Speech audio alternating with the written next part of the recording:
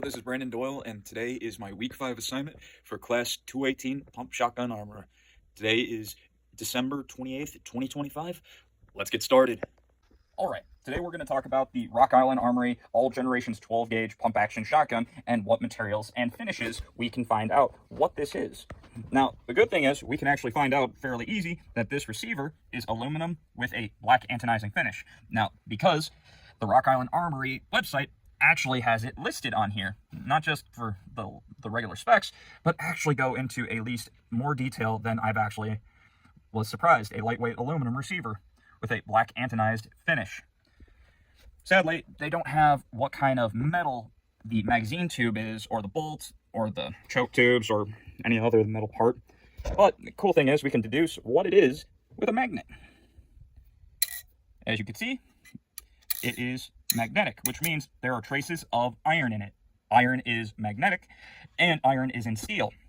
Since they wouldn't go with anything less than a steel pieces for firearms, except for since this is an aluminum frame. The reason behind that being aluminum is for a lighter carry. Now, the reason they can do that is because of the way the bolt is. It's not actually locked into the receiver over here.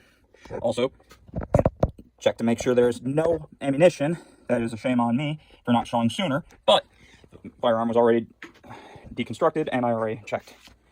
As you can see, the bolt locks cut in is into the barrel itself.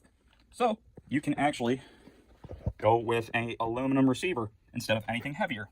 And as you see, the elevator, as well as other parts of the assembly, the hammer, as well as the sear, they're all metal except the trigger and the trigger guard. There is, oh wait, trigger is actually made of metal. Just looks plastic.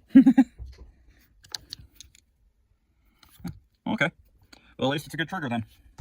Oh, now to get to the cleaning. Before we start cleaning, we're going to clear this. As you see, the red follower, there's no cartridges in there, and there's no cartridges in the chamber of the barrel. So it is ready to start cleaning. Hops number 9 on this bore swab that Sonoran Desert gave me. We're going to swab through it once forward through the chamber. This way we keep any icky grime or debris from going back in the barrel.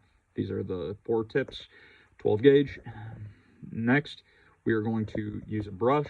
We are going to go through the muzzle of this. Well, we're going through the chamber first. Back and forth, and then this way we can swab out any of the excess stuff. Again, this way we can clear out any of the stuff we got. All right, now let's check out the bore of the barrel. As you can see, it's looking really glossy. It's looking clean, as it should.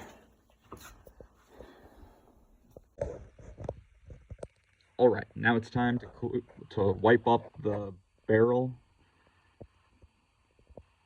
After we're done wiping this down, we're going to put this off to the side, out of the way, so we can clean the rest of the firearm. Now, the next thing we're going to do is we're going to clean the bolt with some hops. We're going to use a Q-tip to get into the nooks and crannies. We're going to get in there real good and make sure nothing is going to be there. And then we're going to use a nylon brush after we get this all nice and cleaned off. As you see, we're using a nylon brush so we don't damage the finish on the bolt. And then once you get it all nice and scrubbed off, we're going to clean it off with one of these really nice paper towels. I'm not entirely sure what these are, but they're really good, and they were given to me by my dad. Once you wipe out the parts, we're going to use some more hops on there to clean it off, but we're also going to use the nylon brush as well, interchangeably. You want to really make sure you clean the inside so there's no more debris. And what we're going to do is we're going to clean the inside of the receiver, wipe it down with some more hops and using these towels.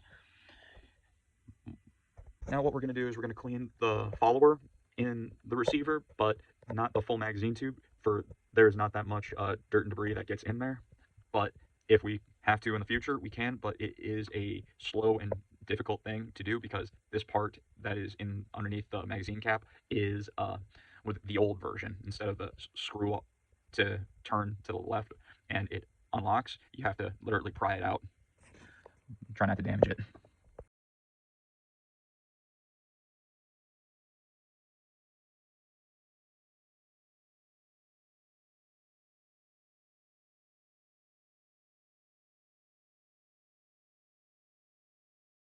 Now what we're going to do is we're going to clean the parts here. We're going to wipe it down with a little cloth and use some hops, get into there as much as we can.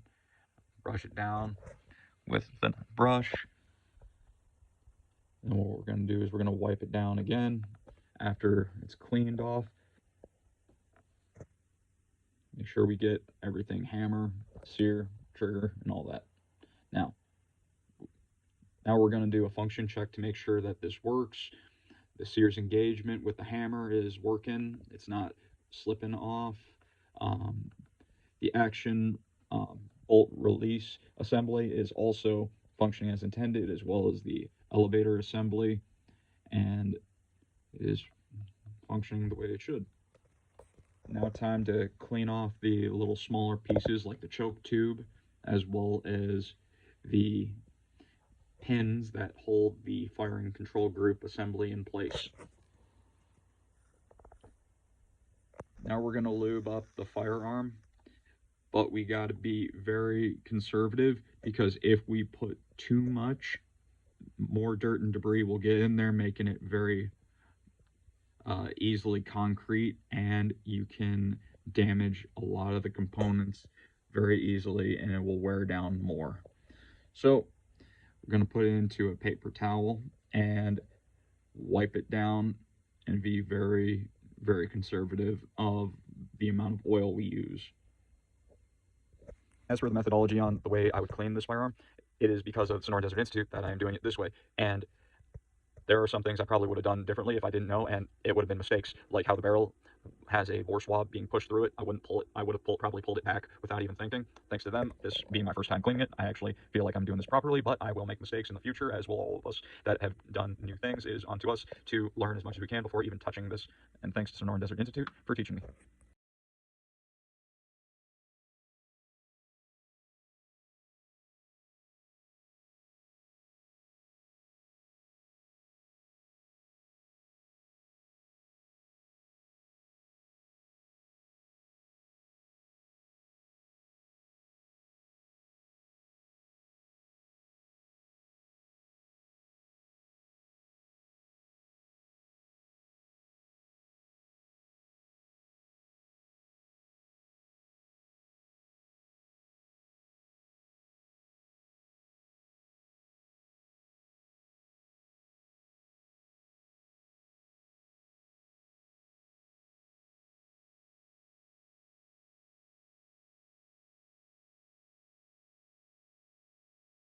Alright, now we're going to take a swab to go down the barrel to oil the bore up, just to give it a nice little protection.